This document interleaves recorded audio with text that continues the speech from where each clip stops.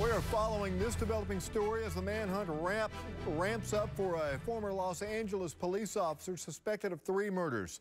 Christopher Dorner was fired from the force in 2008. Still kind of a mystery why all of this violence is happening now. Dorner's manifesto mentions he used to live in Enid. And as News 9's Heather Hope reports, he was once known there as a good Samaritan. It was here about 11 years ago at the Enid Korean Church of Grace where a local newspaper reporter says Chris Dorner, then a young student pilot at Vance Air Force Base, was considered a local hero.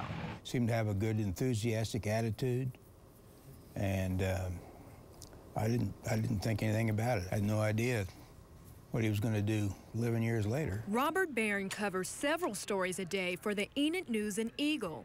But it's a story he wrote in November 2002 that's getting national attention. He wrote a piece about 2 local Good Samaritans who found a bag of $8,000 lying in the street and turned it into police. He says one of the Samaritans was Christopher Dorner, the 33-year-old former LAPD officer who allegedly shot and killed 1 cop and injured 2 others and is still on the loose. Called the base, and Chris Dorner called me back, and we chatted for just a minute.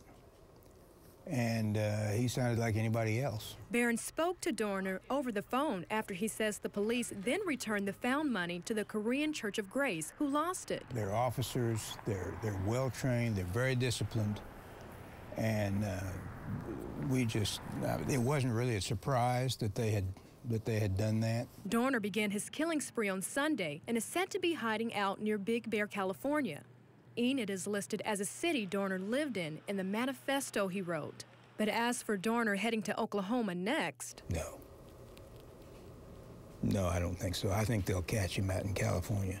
And Robert Barron, like many others in town, are so stunned that such a big story out of California has a connection to this small community.